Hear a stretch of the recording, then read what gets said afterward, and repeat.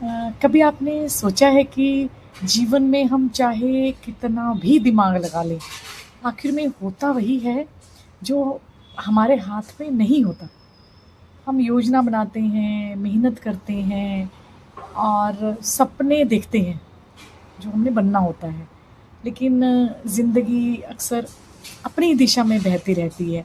हमें पता नहीं होता कि क्या होने वाला है हमारे जीवन में, और तब दिल के अंदर से एक आवाज़ उठती है कि शायद यही मेरे नसीब में लिखा था।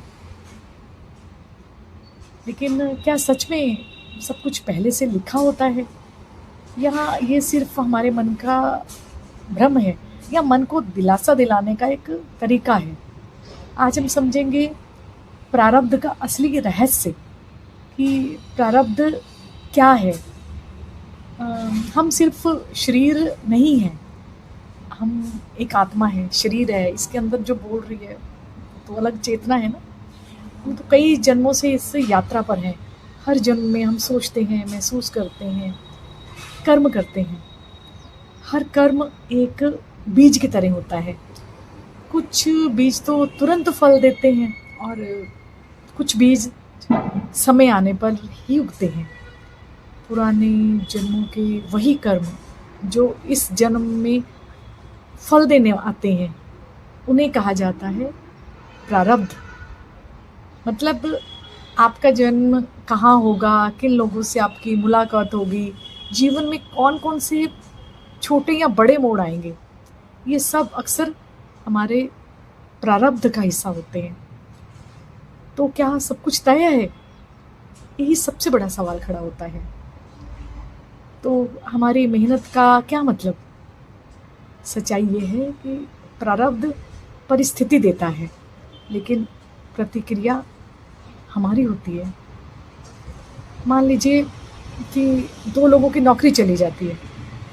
एक व्यक्ति तो टूट जाता है, वह खुद को असफल मान लेता है, और वहीं दूसरा व्यक्ति सोचता है कि शायद जीवन मुझे नई दिशा देना चाहता है।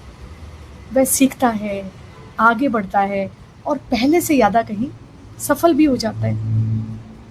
घटना तो दोनों के जीवन में आई, वो प्रारब्ध था। उस घटना से किसे गिराया और किसे उठाया, वो उनका वर्तमान कर्म था। क्योंकि जीवन तो एक नदी की तरह है, और ये जो प्रारब्ध है हमारा नदी का बहाव है, और हम या आप उस नदी में चलने वाली नाव। बहाव को नहीं रोका जा सकता, लेकिन नाव कैसे चलानी है ये हमारे हाथ में है। अगर आप या मैं बहाव से लड़ूंगी तो थक जाऊंगी।